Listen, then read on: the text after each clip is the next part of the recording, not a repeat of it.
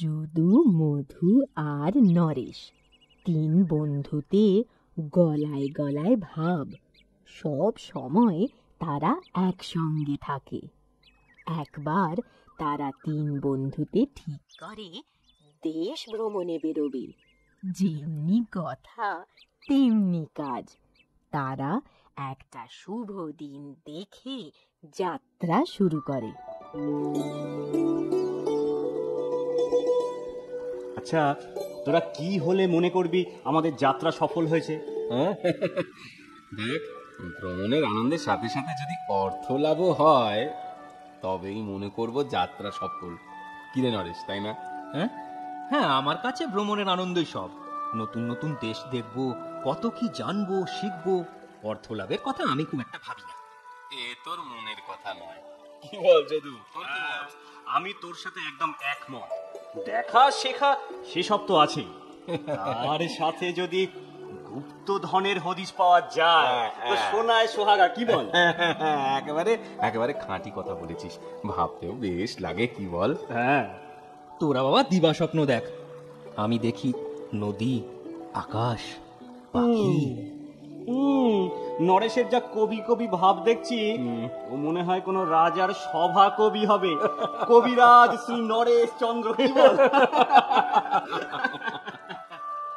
আচ্ছা, সভাকবিকে বুঝি কবিরাজ বলে? তাহলে চিকিৎসা বিদ্যায় যার অগাধ জ্ঞান, সেই কবিরাজকে কি বলে রে? মুখ থেকে ভুল করে বেরিয়ে গেছে। কবি মশাই, আমার ভুল মার্জনা করবেন।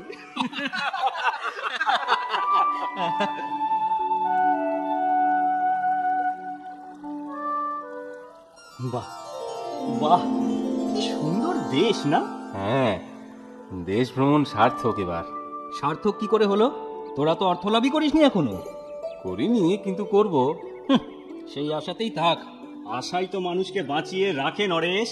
নিরাশ হলে চলে? বাঁচতে গেলে সবার আগে যেটা চাই, সবার আগে সেটা জোগাড় করি। চল। কি কি সেটা? কি আবার? খাবার রে, খাবার। বলি খেতে হবে না। খালি পেটে থাকলে আশাও মুখ ঘুরিয়ে নেবে। তা ঠিক, এটা মন্দ বলেনি। হ্যাঁ যদু? দূরে একটা মন্দির দেখছি, সেখানেই যাওয়া যাক। চল, কিছু পাই না পাই প্রসাদ নিশ্চয়ই পাবো। কি বল? ঠিক বলেছিস। চল চল, তাহলে আমরা সবাই মিলে যাই। চল চল চল চল। সত্যি সত্যি সুন্দরী, সুন্দরী মনে একই বলে, জানিস? দেখলে চোখ ফেরানো যায় না। আচ্ছা, আমরা কি কারণে মন্দিরে এসেছিলাম? প্রার্থনা জানাতে, এমন সুন্দরী রাজকন্যার যেন বর হতে পারি। হ্যাঁ, তবেই দেশ ভ্রমণ সার্থক। বুঝেছি বুঝেছি, তোদের শুলে চড়ার ইচ্ছে হয়েছে। একবার রাজপ্রহরীদের কানে গেলে না, আর রেহাই নেই কিন্তু। না নরেশ, তুই কবি হতে পারবি না। সৌন্দর্যের কদরই যদি না করিস, কবি কিসের? আমি এখন কিচ্ছু হতে চাই না। খুব খিদে পেয়েছে ওরে বাপরে, পেট ভরে একটু প্রসাদ খেতে চাই।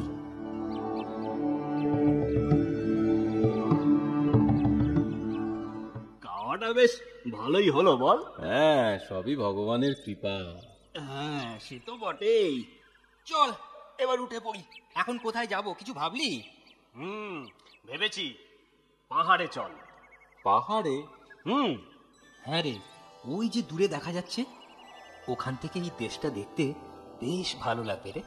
চূড়ায় যদি উঠতে পারি, চারিদিক দেখা যাবে। চল চল, আমরা যাই। আমিও যাব, চল চল। ওরে বাবা, এ কি দুর্গম পথ রে! এখন কেন চূড়ায় উঠবি না? সে তো উঠবই। এ কি রে, পথের মাঝ বরাবর একটা পাথর পড়ে। আচ্ছা, পাথরটা ঠিক একটা দৈত্যের মুখের মতো দেখতে, তাই না? ঠিক বলেছিস। চল চল চল, ওটা সরিয়ে দি। চল। কি দরকার?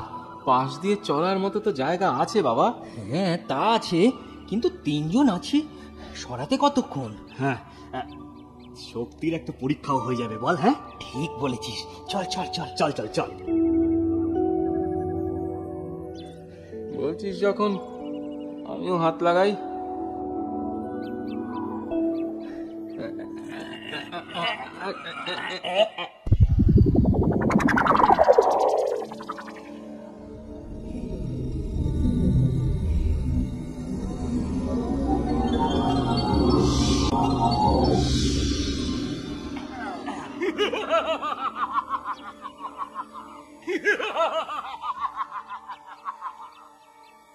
ভয় পেও না উপকারী বন্ধুরা, আমিও তোমাদের উপকার করতে চাই।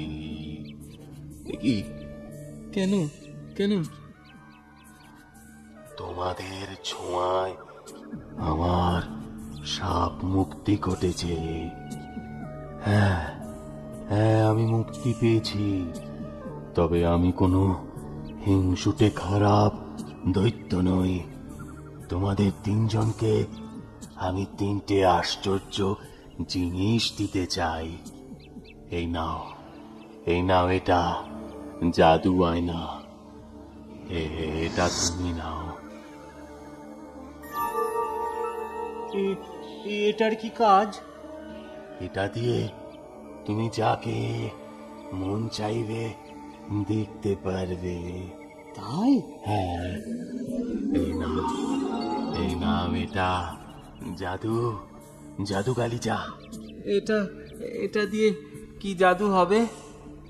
যখন যেখানে যেখানে খুশি যেতে পারবে। তাহলে তো খুব মজা হবে। এবার এবার তুমি নাও এটা, জাদু লেবু। এটা কোনো মরণাপন্ন রোগীর প্রাণ বাঁচাবে। ধন্যবাদ। এবার এবার আমি আসি।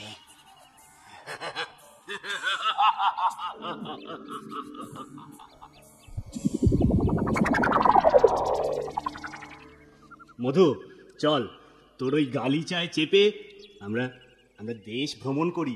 হ্যাঁ হ্যাঁ, ঠিক বলেছে, ঠিক একেবারে বলেছে। ঠিক কথা বলেছে। চল চল এবার এবার আমরা গালিচায় চাপি। হ্যাঁ হ্যাঁ চল, হ্যাঁ, চল। হ্যাঁ, হ্যাঁ। 7 সাগর 13 নদী পেরিয়ে চলো গালিচা। বাবা বাবা বাবা, দেখ দেখ দেখ দেখ। বাপরে বাপ! বাপরে, কি ওই যে নদী দেখেছিস নিচে?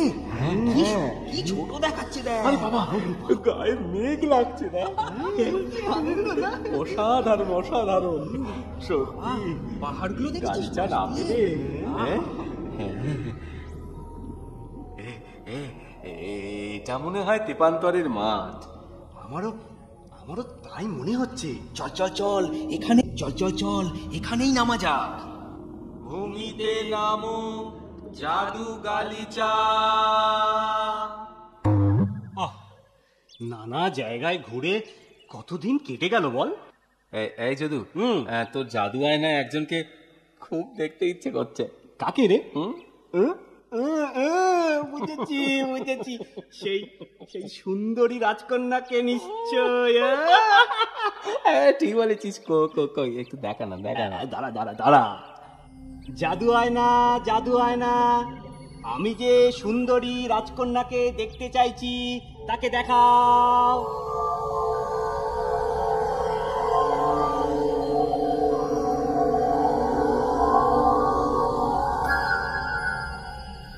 এ কি, রাজকন্যা অসুস্থ?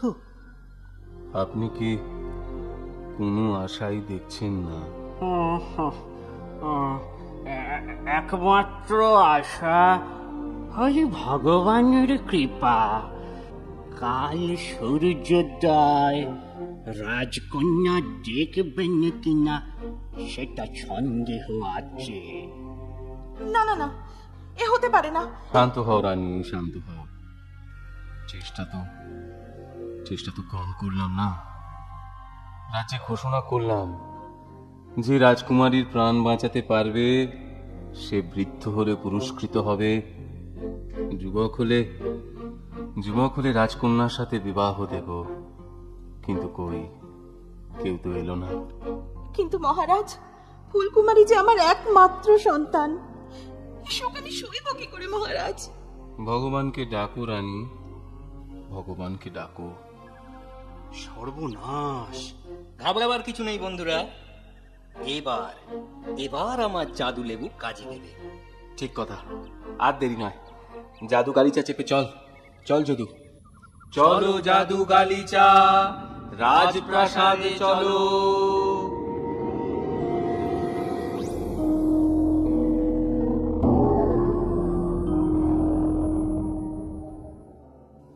তোমরা কে? মহারাজ, আমাদের পরিচয় পরে জানাবো।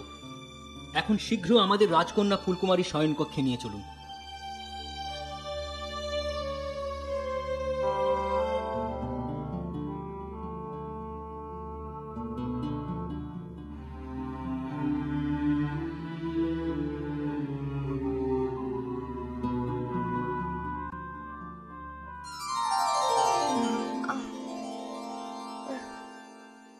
আমার আমার কি হয়েছিল?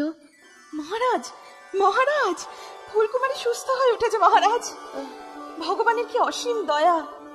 তোমরা আমার রাজ্যের অতিথি, আজ আমার প্রাসাদে বিশ্রাম করো।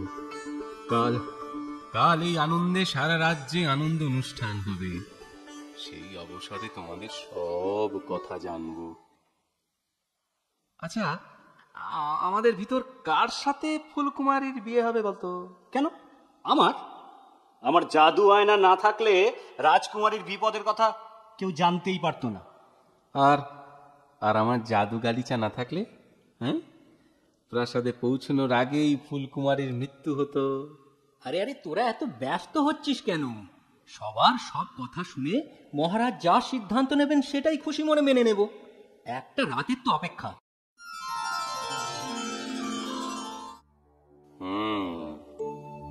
ফুলকুমারীর প্রাণ বাঁচাতে তোমাদের কারো অবদানই কিছু কম নয়, আর সেটাই হলো সমস্যা। এতে এতে সমস্যার কি আছে মহারাজ? আমার জাদু গালিচা না থাকলে সময় মতো এখানেই প্রাসাদে পৌঁছানো যেত না। তা ঠিক, কিন্তু কিন্তু আমার আমার জাদু আয়না না থাকলে রাজকুমারীর বিপদের খবর জানাই যেত না। এটাও ঠিক। আবার নরেশচন্দ্রর হাতে ওই প্রাণ বাঁচানোর জাদু লেবু না থাকলে শেষ রক্ষা হতো না।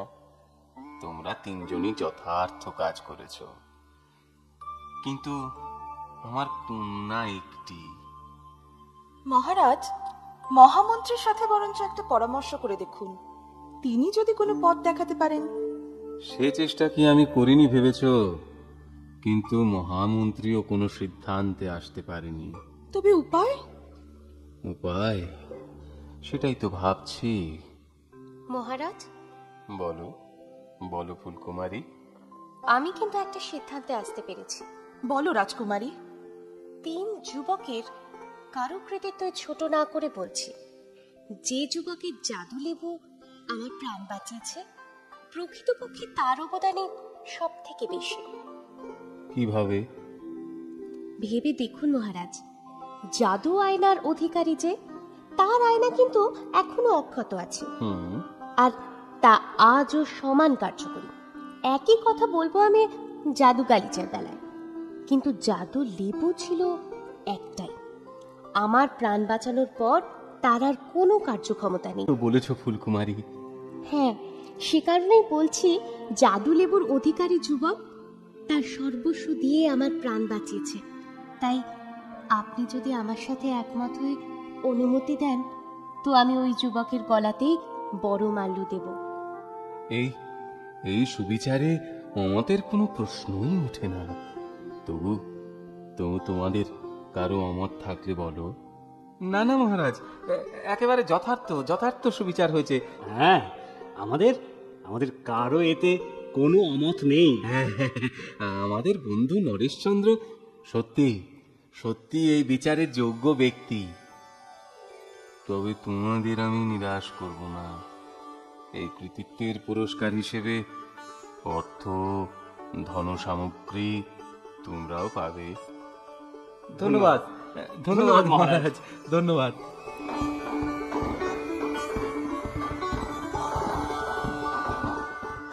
যথাসময়ে ফুলকুমারীর সঙ্গে নরেশের ধুমধাম করে বিয়ে হয়। মহারাজ তার কথা রাখতে যদু মধুকেও যথেষ্ট পুরস্কার দেন।